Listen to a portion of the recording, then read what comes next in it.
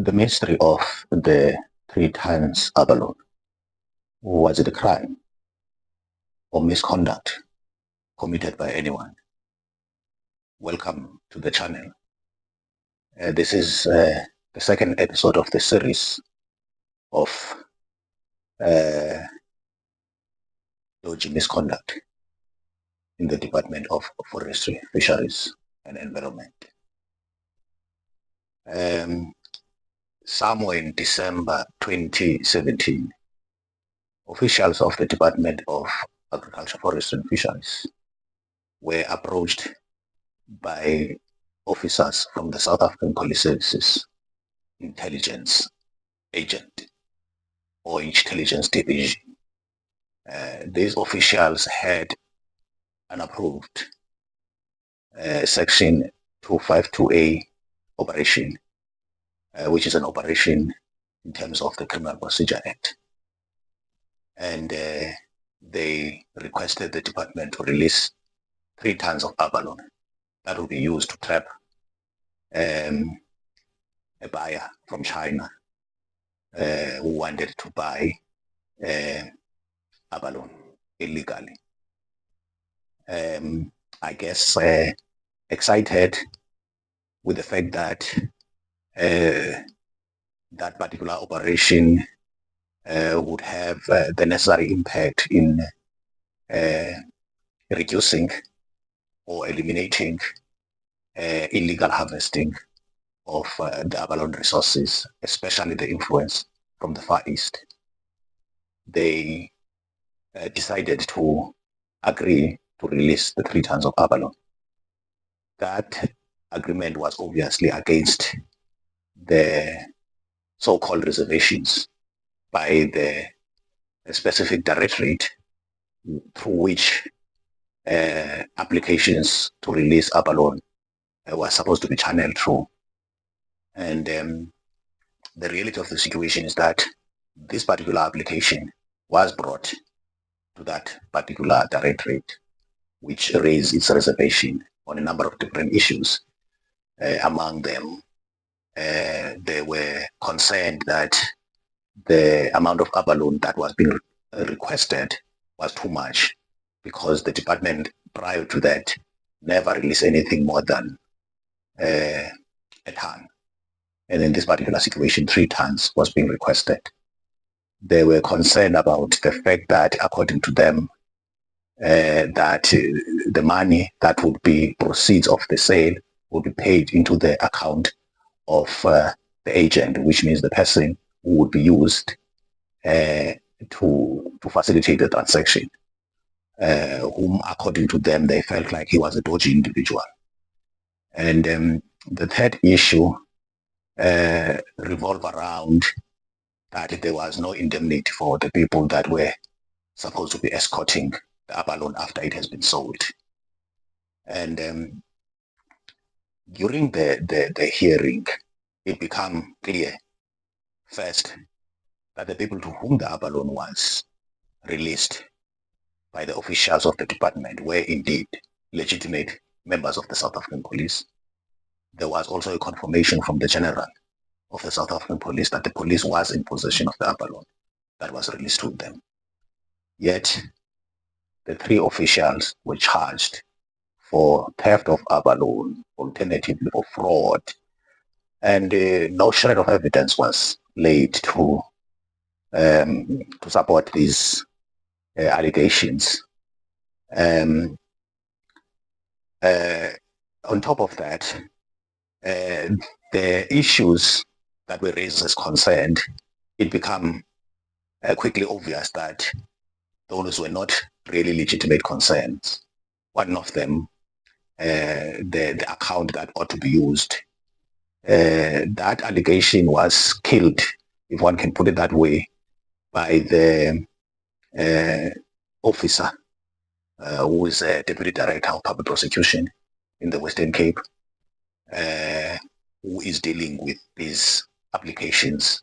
And then it was clear that such money cannot be paid into a government account or the departmental account, as was claimed, as that would expose or compromise the operation, as by definition, I mean, a 252 operation is undercover operation, and it should be designed so that whoever is the target cannot know the involvement of the government, if one can put it that way.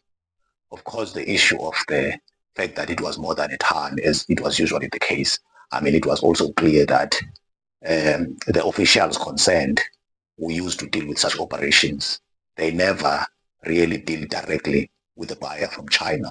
That would have been the first attempt, and it would not have made sense. I mean, the cost of um, even shipping, I mean, a smaller amount of abalone, I mean, uh, it would not make sense in terms of the economies of scale. I mean, to sell a little amount of abalone. But on the other hand, I mean, to get a big fish, you've got to invest a little bit more than you would invest in people that are diving and those things. Basically, I mean, in a nutshell, all these, were revealed to be really excuses that were engineered just to prevent that operation from taking place. And in actual fact, after the abalone was released to the police, Mr. Dana went out of his way to try to prevent the operation from taking place by approaching the police and requesting them to stop the operation um, on the grounds that he was not, he was the person who was delegated to release the abalone, and he was not involved in that. And it ended up him with the police having been convinced by his argument, going to the NPA and requesting the NPA to withdraw the authorization, which of course by definition, by doing that, that was the admission that there was a legitimate operation that was taking place, that was approved. Otherwise, the two parties would not have gone to NPA and request that the authorization should be withdrawn. And the NPA was willing to withdraw the authorization only upon written request, which that written request was submitted by the South African Police Services, and then the authorization was then withdrawn, and then the police were instructed to return the abalone back to the department.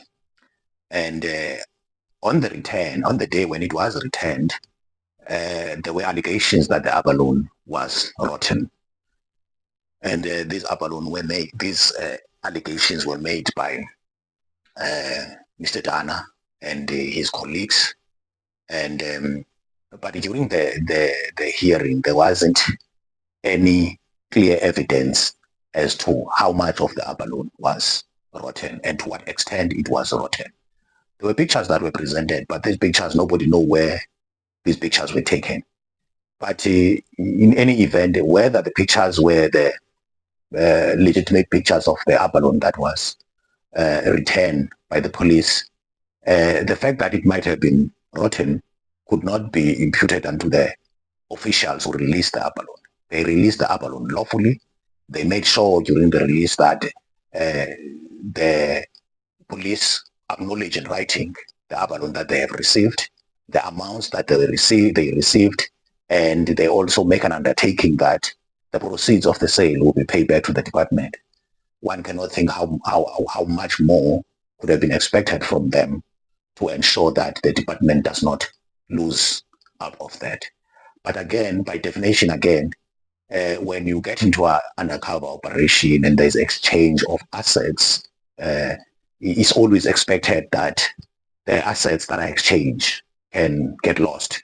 I mean, you can buy drugs from a drug dealer, and then he can get aware, maybe in the process of exchange, that it is a trap, and then he run away with the money. Now, the person who give that drug dealer the money, I mean, cannot be held liable for the money that is lost. I mean, that is the purpose of Section 252 of the Criminal Procedure, to protect the people who engage in the undercover operation. But in this particular situation, these officials that were involved, they were treated as if they were acting ultra vires, that what they were doing, they were not supposed to have done. as if, I mean, the Section 252 does not protect them, of which, in reality, that's the intention of it, to protect anyone who act on the strength of the particular authorization. So, two of them, they were dismissed without even a fair hearing. And circumstances in reality were created to make sure that they don't actually sit in the hearing so that they can be dismissed in their absence. And only one, which is Mr. Victor, who went through a legitimate hearing in which he was found not guilty. And then the department used underhand tactics again to eventually get someone who would dismiss him without even a hearing. And then eventually all of them were dismissed for something that really was dodgy and remained dodgy.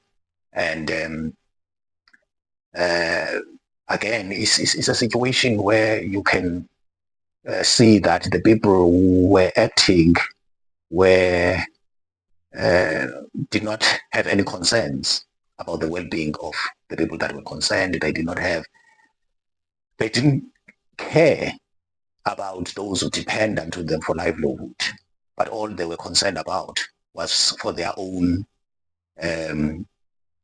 well-being, so that as most of them have, so that they can get promotions and they can take up the positions that were occupied by the people that were fired.